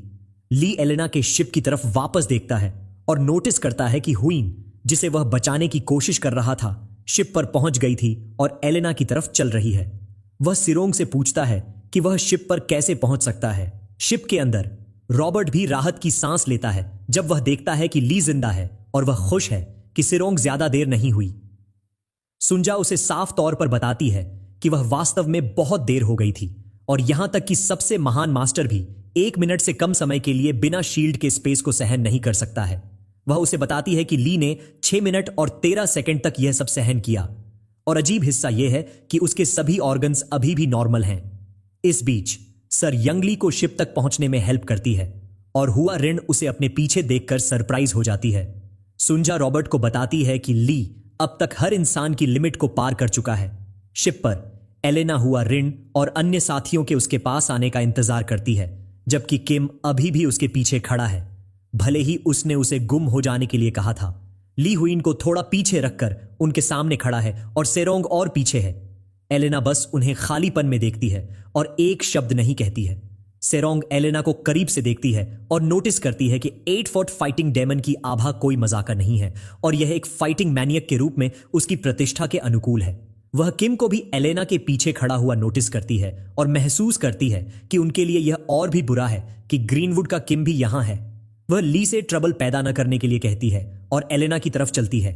वह उसे बताती है कि वह इसे संभालेगी और ऑर्डर देती है कि वह इंटरवीन न करे। वह जो सबसे अच्छी मुस्कान बना सकती है उसे बनाती है और एलेना की तरफ हाथ हिलाती है। वह उसे बताती है कि उसे देखकर अच्छा लगा और उससे पूछती है कि क्या वह हमेशा की तरह हेल्दी है। यह कितना अजीब है। वह यह कहकर बड़बड़ाना जारी रखती है कि उसने उनके बारे में बहुत सुना है और कहती है कि उन्हें पर्सन में देखना और भी बेहतर है। वह खुद को सेरयोंग एस डेविल्स की लीडर के रूप में इंट्रोड्यूस करती है, जिसे ब्लेजिंग डेविल्स के नाम से भी जाना जाता है। एलेना बस उसे खालीपन में देखती है और यह साफ है कि उसने उसके बारे में कभी नहीं सुना है। ग्रीनवुड भी ऐसा ही करता है और एक शब्द नहीं कहता है। इस बीच हुआ रेन डर के मारे ली का हाथ पकड़ लेती है। वह नोटिस करता है कि उसके हाथ उसे छूते हैं तो वह अपने कंधे के ऊपर से उसे देखता है। हुआ रेन जाहिर तौर पर डर गई है और ऐसा लगता है कि वह अपनी सांस रोक रही है। वह उससे कहता है कि नर्वस होने की कोई जरूरत नहीं है और उसे याद दिलाता है कि वह उसके साथ यहां है। हुआ रेन उसे बताती है कि एलेना इंसान नहीं है। जाहिर तौर पर वह जो कुछ भी उसके साथ कर सकती है उससे डर गई है। वह जारी रखती है कि एलेना एक फाइटिंग घोस्ट है जो यंग होने के बाद से ही योग्य अपोनेंट्स को ढूंढने के लिए दुनिया भर में यात्रा कर रही है। जाहिर तौर पर अब तक कोई भी उससे मिलने के बाद नहीं बच पाया है, इतना ज्यादा कि उसने यात्रा करने और लड़ने के लिए एक फाइटिंग अरीना के रूप में एक स्पेसशिप भी बनाया। ली उसकी क्वालिफिकेशन से इंप्रेस्ड है और एलेना को एक रिमार्केबल चाइल्ड कहता है। वह कहता है कि वह एक यंग वन है जो मार्शल ट्रेनिंग के लिए अपना दिल और आत्मा डेडिकेट कर रही है, जो उसे सच में एक रेयर टैलेंट बनाती है। हुइन उसे बताती है कि उसका मतलब सच में वह नहीं था। यह साफ करने की कोशिश कर रही है कि एलेना डेंजरस है। इस बीच सिरोंग अभी भी अपनी खुशहाल इंट्रोडक्शन जारी रखती है और उन्हें बताती है कि कोई भी केस हो, सेंट्रल प्लेन के लोग होने के नाते उन्हें शांतिपूर्वक बात करनी चाहिए। अचानक एलेना उसकी तरफ एक डेडली पावर वेव भेजती है और उसे बताती है कि वह अपनी तलवार से बात करती है। इंपैक्ट इतना स्ट्रांग है कि वेव सिरोंग के लोकेशन से शिप के एंड तक जाती है और एक बड़ा एक्सप्लोजन पैदा करती है। एलेना ने सेरंग को रास्ते से हटाने के लिए अपना स्पीयर हिलाया है क्योंकि उसके पास सस्ती बातों के लिए समय नहीं है। उसकी आंखें एक ब्राइट ब्लू से चमकती हैं क्योंकि वह धुएं के साफ होने और सैर की डेड बॉडी को ढूंढने का इंतजार करती है। वह अपनी जगह पर बनी रहती है, अभी भी बड़े एक्सप्लोजन से धुआं साफ होने का इंतजार कर रही है। धुआं 1 मिनट तक साफ नहीं होता है क्योंकि मूव एक थ्रेट नहीं थी, बल्कि इसे उन सभी को मारना था जिन्हें यह पार करती है। अचानक सेरोंग जमीन पर वापस उतरती है क्योंकि ऐसा लगता है कि वह एनर्जी वेव के रास्ते में खड़े होने से बचने के लिए काफी तेज और स्मार्ट थी। सेरोंग उससे पूछती है कि जब उसने अभी अभी बात करने का प्रस्ताव दिया था तो वह क्या कर रही थी। वह उससे पूछती है कि वह क्यों बस कहीं से भी अपना वेपन हिला रही है। किम पीछे से पूरी चीज देखता है और खुद से सोचता है कि सिरोंग उतनी भी खराब नहीं है, क्योंकि भले ही अटैक पूरी पावर का नहीं था, फिर भी यह डॉज करने के लिए एक आसान अटैक नहीं था। सर, यंग बस उसे घूरती है, अपने सवाल का जवाब का इंतजार करती है। एलेना फिर से पूछती है कि उसका नाम क्या है और उसे बताती है कि उसके लिए डॉज न करना ज्यादा बेहतर होता। 8 फुट फाइटिंग डेमन ट्रांसफॉर्म होना और अपनी मार्शल आर्ट्स स्किल को एक्टिवेट करना शुरू करती है। किम तर्क देता है कि सिरोंग को पता होना चाहिए कि उसका अपोनेंट एक पागल स्कॉर्पियन है जो जितना ज्यादा आप उसे उकसाते हैं उतना ही ज्यादा जहरीला हो जाता है, जिसका मतलब है कि वह बस और ज्यादा दर्द से मरेगी। अचानक वे सभी धुएं के अंदर से एक हिचकी की आवाज सुनते हैं जो अभी भी उनके पीछे है, जो सिरों को चौंका देता है। हिचकी की आवाज जारी रहती है और किम यह जानने के लिए करीब से देखता है कि यह कहां से आ रही है। वह हुईन निकलती है जो सारे धुएं को संभाल नहीं सकती, तो ली उसे बेहतर महसूस कराने के लिए उसकी पीठ पर थपथपाने की कोशिश करता है। वह उसे बताता है कि वह तुच्छ मामलों पर डर रही है और उसे बताता है कि एलेना के अटैक्स सिर्फ बचकाने मजाक हैं। इस बीच किम जो कुछ भी देख रहा है उससे शॉक हो जाता है और सोचता है कि यह कैसे पॉसिबल है। ली हुईन की पीठ थपथपाता रहता है और वह उसे बताता है कि अटैक भव्य हो सकता है, लेकिन यह सिर्फ एक शोर करने वाला फायर क्रैकर है। वह उससे कहता है कि एक खाली टिन कैन से मत डरो। किम सोचता है कि ली को अटैक के रास्ते में खड़ा होना चाहिए था उसकी पोजीशन को देखते हुए, और सोचता है कि वह पूरी तरह से ठीक कैसे है। जब एलेना अपनी स्ट्रेंथ बढ़ा रही होती है तो ली बस हुईन को उसकी सांस को नियंत्रित करने में हेल्प करता है और अपने सामने चल रही फाइट को पूरी तरह से इग्नोर करता है। एलेना उन्हें घूरती है और अपनी इंटरनल एनर्जी लेवल को बढ़ाना जारी रखती है। वह अचानक एक हायर लेवल पर पहुंच जाती है और उसके शरीर से चमकीली गुलाबी लाइटनिंग की धारियां निकलती हैं।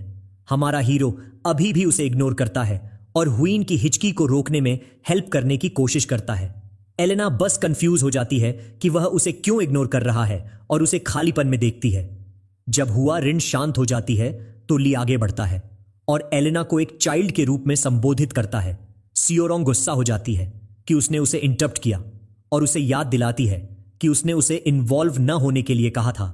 ली बस जारी रखता है और एलेना से पूछता है कि उसे यहां क्या बिजनेस है। वह उससे कहता है कि अगर उसे बच्चे से कोई बिजनेस है तो वह उससे बात करे। हुइन का जिक्र करते हुए किम उसे स्कैन करने की कोशिश करता है, लेकिन महसूस करता है कि वह अनआइडेंटिफाइड है और उसका कोई डेटा नहीं है। वह यह भी नोटिस करता है कि उसके पास कोई इंटरनल एनर्जी ड्राइव इक्विप्ड नहीं है। जब वह उसे स्कैन कर रही होती है तो ली एलेना को बताता है कि हुआ उसकी प्रोटेक्शन में है, तो उसके साथ कोई भी बिजनेस उसी के माध्यम से होगा। ब्लैक टाइगर यह जानकर सरप्राइज हो जाता है कि उसके पास कोई आइडेंटिफिकेशन और इंटरनल ड्राइव नहीं है, और वह सोचता है कि क्या वह बाहरी इलाकों से कोई बेनाम नेचुरल है। ली एलेना को यह बताकर जारी रखता है कि अगर उसे यहां कोई बिजनेस नहीं है तो वह जा सकती है, और वह अपनी बात समझाने के लिए उसकी तरफ अपने हाथ हिलाता है। जब वह बोलता है तो एलेना के जवाब में अचानक एक चमकीली लाइट निकलती है। उनके रडार पर अचानक एक स्टार की तरह कुछ चमकीला दिखाई देता है। लाइट इतनी ब्राइट है कि यह सेर युंग किम और हुआ रिन का ध्यान खींचती है। लाइट शिप पर दिखाई देती है और शिप के टॉप पर नीली लाइटनिंग की एक धार को बुलाती है। यह किसी मेजर पावर डेमोन्स्ट्रेशन जैसा लगता है। इस बीच ली अपने हाथ का इस्तेमाल एलेना के चमकीले स्पीयर को रोकने के लिए करता है, जिसका इस्तेमाल अटैक के लिए लाइटनिंग और चमकीली लाइट को बुलाने के लिए किया गया लगता है। वह स्पीयर को अपने खाली हाथों से रोकता है और ऐसा लगता है कि इससे उसे बिल्कुल भी नुकसान नहीं होता है। एलेना को स्पीयर पकड़े हुए देखा जाता है और ऐसा लगता है कि उसने उसे जाने के लिए कहने के जवाब में एक फ्रंटल अटैक लॉन्च किया था। इस बीच हमारा लड़का एक हाथ से स्पीयर को रोकता है जबकि दूसरा उसकी जेब में है। ली सरप्राइज है कि उसने उस पर अटैक किया और उससे पूछता है कि क्या यहां उसका इंटरेस्ट उसके साथ लड़ना है। किम की आंखें लगभग उसकी सॉकेट से बाहर आ जाती हैं क्योंकि उसे अपनी आंखों पर यकीन नहीं हो रहा है। वह सोचता है कि कोई व्यक्ति सिर्फ एक हथेली से फाइटिंग घोस्ट एलेना के स्ट्राइक को कैसे डिफ्लेक्ट कर सकता है, खासकर जब उसके पास कोई इंटरनल एनर्जी नहीं है। इस बीच ली हमेशा की तरह एलेना की मार्शल आर्ट्स स्किल्स का एनालाइज करना शुरू करता है। वह उससे कहता है कि डायन कांग सेक्ट की रेडिएंट स्वॉर्ड टेक्निक का एक स्टाफ के साथ इस्तेमाल करने और इंटरनल एनर्जी के लिए शाओलिन की ग्रेट ब्रह्मा डिवाइन आर्ट को चैनल करने में कुछ अजीब है। वह उसे भावहीनता से देखता है और पूछता है कि जब वह इतनी यंग है तो उसके पास पहले से ही 3 साइकिल से ज्यादा इंटरनल एनर्जी कैसे है। वह सोचता है कि क्या उसे कोई फॉर्चुनेट एनकाउंटर हुआ था। वैसे साइकिल्स वह है जो अक्सर मुरा मार्शल आर्ट्स की स्टोरीज में दिखाई देता है, जहां वे अपनी इंटरनल एनर्जी स्ट्रेंथ को 60 साल के साइकिल्स से गिनते हैं। इसका मतलब है कि एक साइकिल 60 साल की एनर्जी के बराबर है। जब वह बात कर रहा होता है तो एलेना अपनी इंटरनल एनर्जी ड्राइव को 90% तक बढ़ाना शुरू करती है और उसके शरीर से और ज्यादा लाइटनिंग निकलना शुरू हो जाती है। ली शॉक में उसे देखता है। यह जानकर सरप्राइज है कि वह 3 साइकिल्स हासिल करने में सक्षम थी और अब वह अपनी इंटरनल एनर्जी को वॉन्ग की रेड सन 8 में बदल सकती है। वह आखिरकार अपने हाथों को अपनी जेब से निकालता है और उसे अपनी इंटरनल एनर्जी ड्राइव को मैक्स आउट करते हुए देखता रहता है। अभी वह अपनी ड्राइव को 95% पर ऑनप्रेट कर रही है। इस बीच किम बस उसे देखता रहता है और सोचता है कि क्या एलेना हमेशा से इतनी स्ट्रांग थी या कुछ बदल गया है।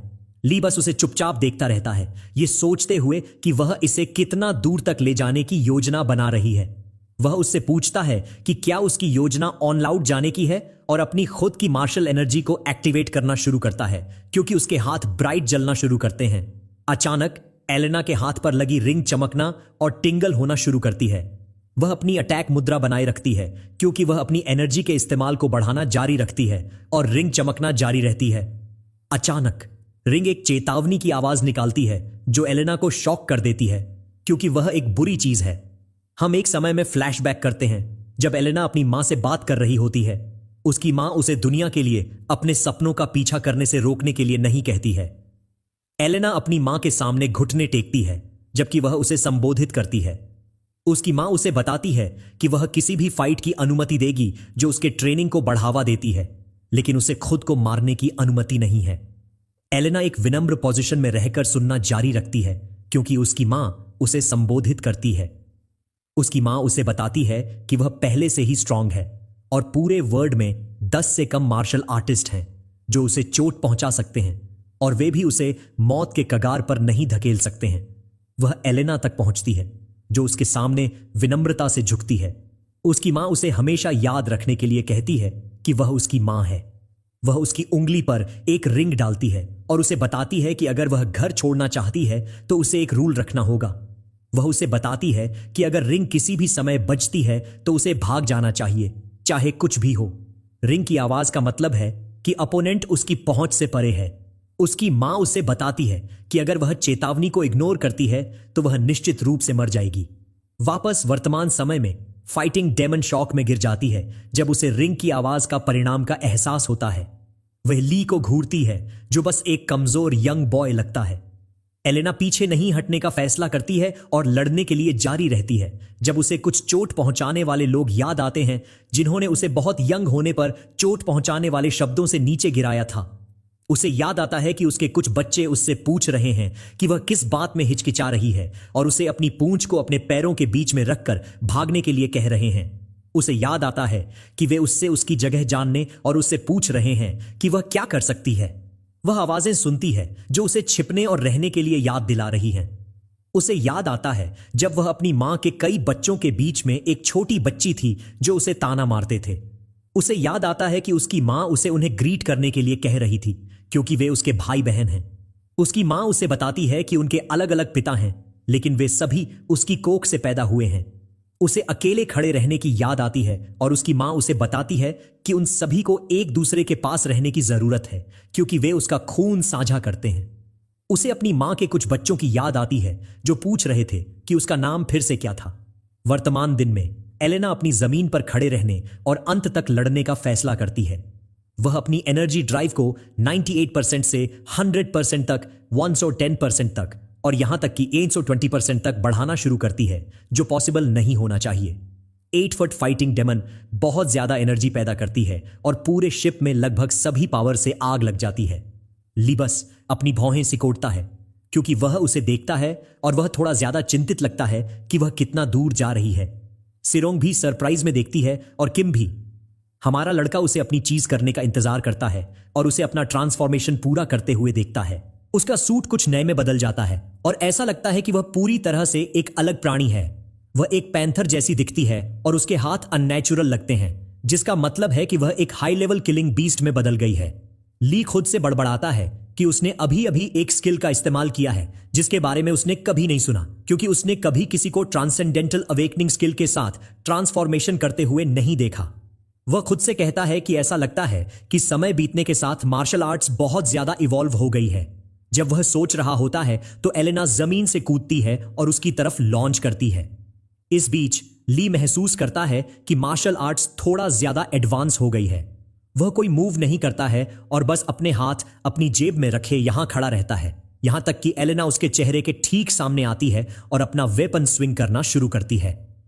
जब वह उस पर स्विंग करती है तो वह इसे जल्दी से डॉज करता है और बताता है कि मूव आईएम सेक्ट की काउटिक स्टॉर्म स्वॉर्ड टेक्निक है। वह एक और मूव करती है जो फायर के एक सर्पिल जैसी लगती है और वह अभी भी डॉज करना जारी रखता है।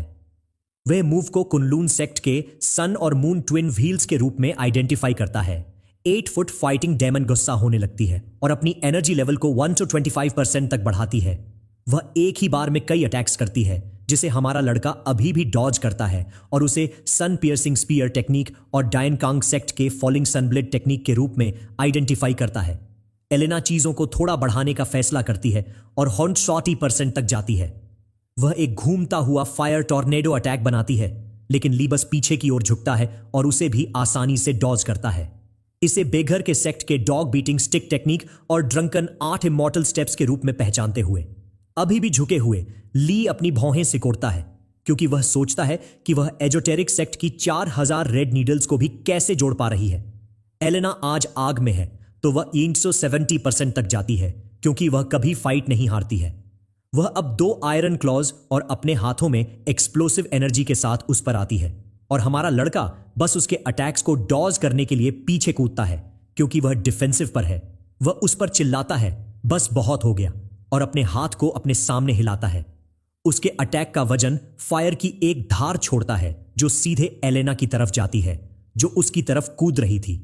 अटैक इतना स्ट्रॉन्ग है कि शिप के पूरे एरिया को कवर करने वाला एक बड़ा एक्सप्लोजन ट्रिगर हो जाता है और ऐसा लगता है कि इस एक से हर कोई मरने वाला है।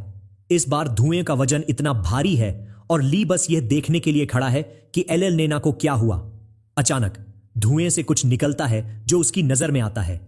किम भी जो कुछ वे देखते हैं उससे डर जाता है और ऐसा लगता है कि उसने अपने काम पर अपने सभी सालों में कुछ भी इतना अजीब नहीं देखा है। वॉरेन और सेर भी उतने ही अचंभा में देखते हैं।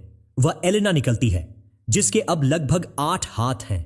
हर एक हाथ में एक वेपन है। वह इस सामान के साथ पागल हो गई है। ठीक है, वह उन भारतीय देवताओं में से एक लगती है और 8 ब्राइट स्वॉर्ड से लैस हवा में तैरती है। अचानक वह ली की तरफ दौड़ती है, हर संभव तरीके से उसे काटने की उम्मीद करती है। अब वह 190% पर है और ऐसा लगता है कि वह रुकेगी नहीं। वह उस पर एक ओवरहेड अटैक लॉन्च करती है और आग के एक लपट में नीचे आती है, लेकिन वह बस वहां खड़ा रहता है और उसे घूरता है।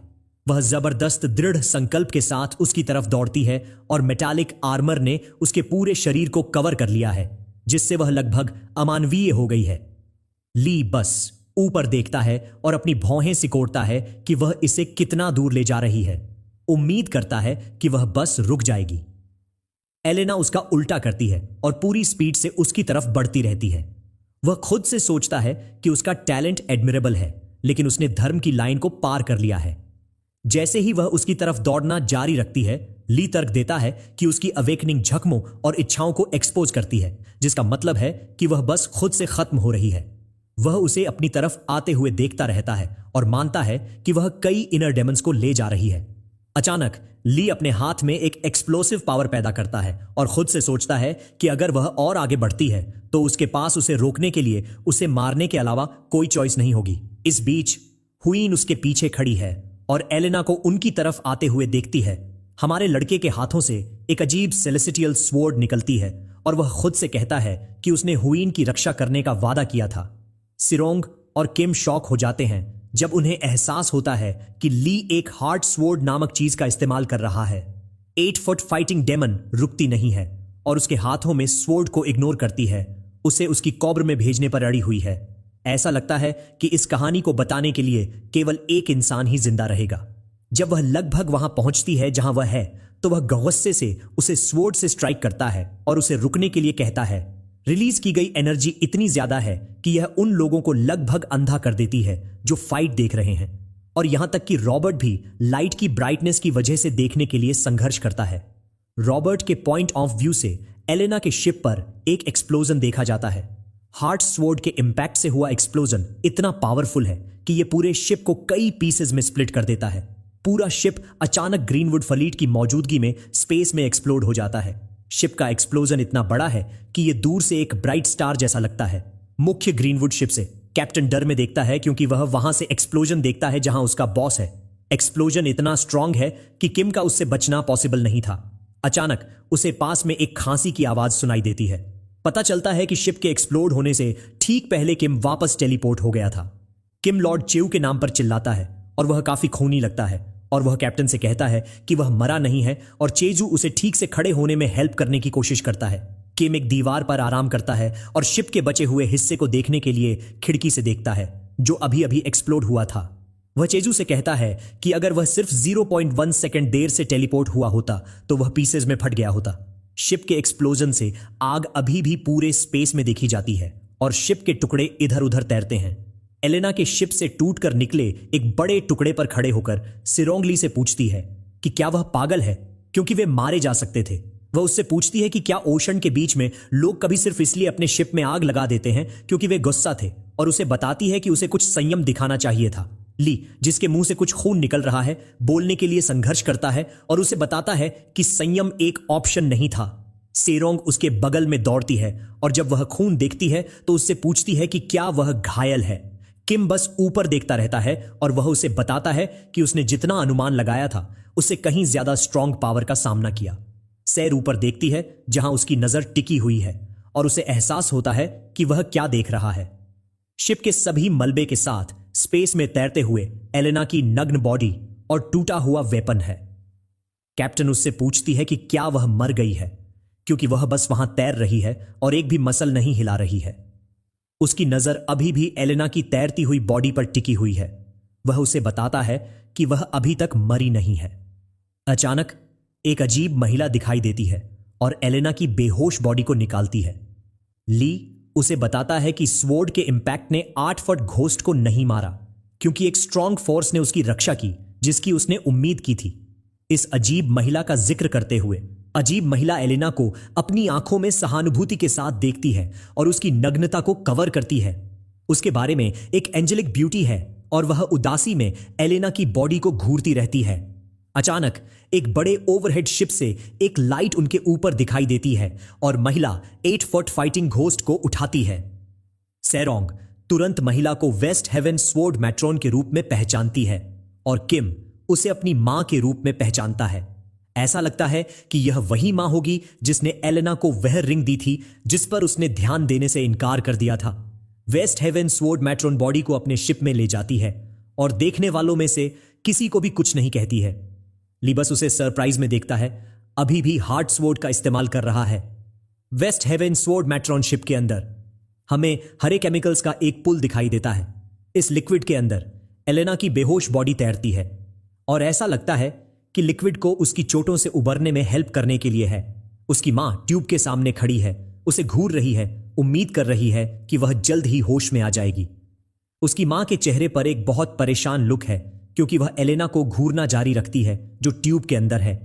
कुछ ही देर बाद किम, सियोंग, हुआ रिन और ली उसके ठीक पीछे दिखाई देते हैं और ऐसा लगता है कि उसने उन्हें चैट करने के लिए बुलाया था।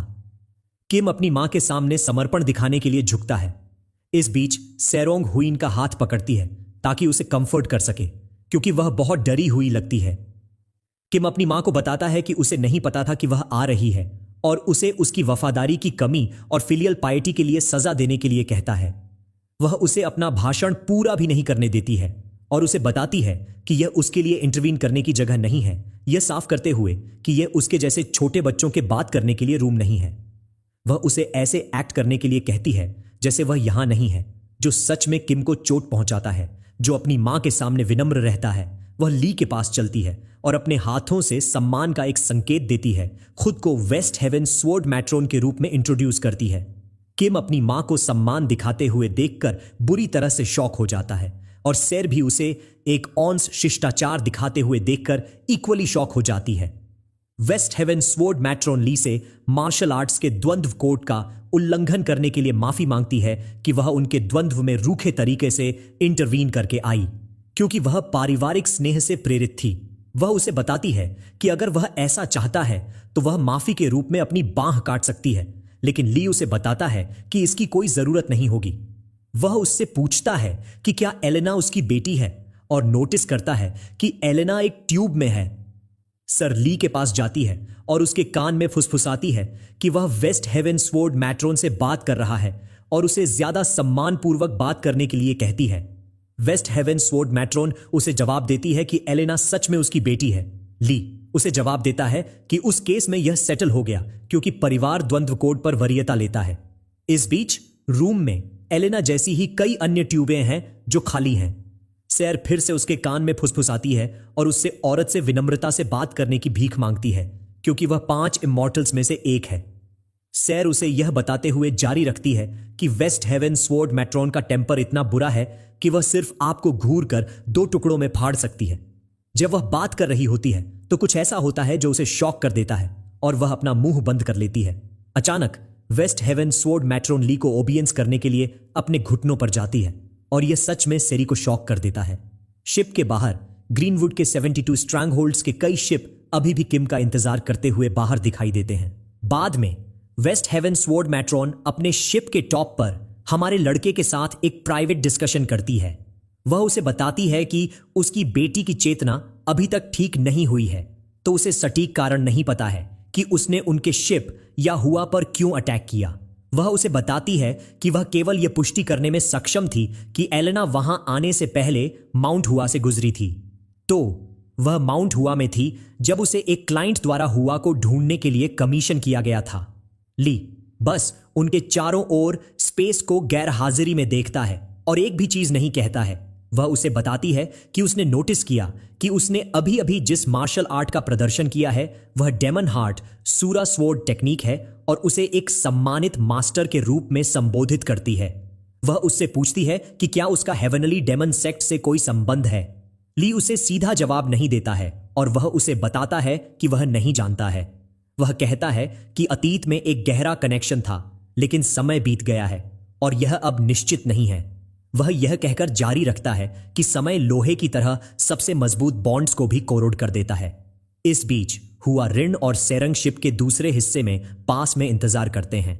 हमारा लड़का यह कहते हुए जारी रखता है कि समय उन कनेक्शंस को भी भंग कर देता है जो जीवन से ज्यादा प्यारे हैं, और किम शिप के अंदर से बातचीत पर कान लगाता है। वेस्ट हेवन स्वॉर्ड मैट्रोन बस उसे खालीपन में देखती है कि उसे क्या करना है। वह खुद के अंदर कहती है कि वह सच में एक असाधारण व्यक्ति है। उसका क्यूई इंटरनल एनर्जी और मार्शल आर्ट्स सभी पूरी तरह से रिफाइंड हैं और उनमें आर्टिफिशियलिटी का कोई निशान नहीं है।